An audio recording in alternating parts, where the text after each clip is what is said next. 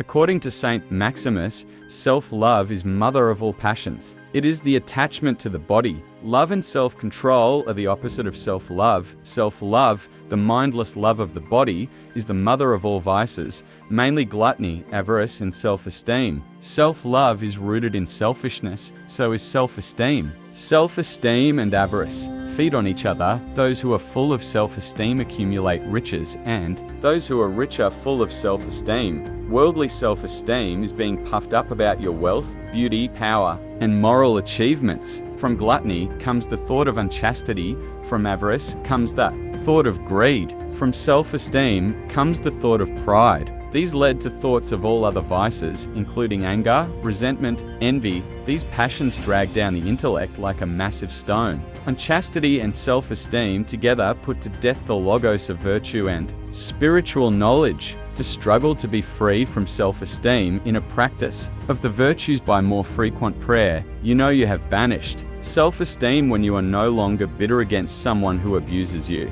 Rid yourself of self-love and self-indulgence. You rid yourself of other vices also.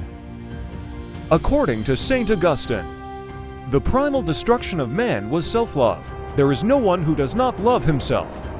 But one must search for the right love and avoid the warped. Indeed, you did not love yourself when you did not love the God who made you.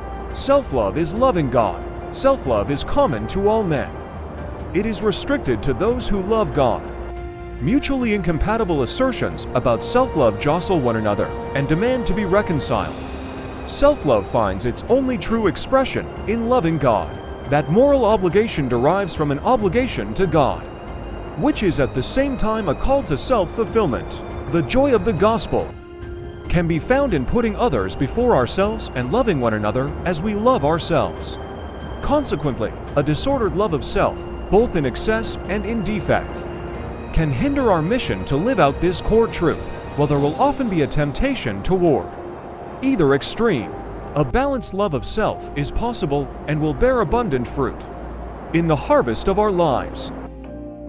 According to St. Thomas, love is willing the good of the other, seeking what is best for the other over even our own desires. This vision of love is modeled by Jesus Christ and the saints who, even while accepting suffering and mistreatment from others, saw themselves as worthy of God's love just as much as anyone else. Seeing that spiritual needs are of a much greater value than the physical, we have many images of men and women who, while they may have neglected the physical needs, always sought their own spiritual good, which would affirm as accurately loving oneself. Every person is here for a reason and is unrepeatable, irreplaceable, totally unique, and is owned to be treated as an object of love, not as an object for use.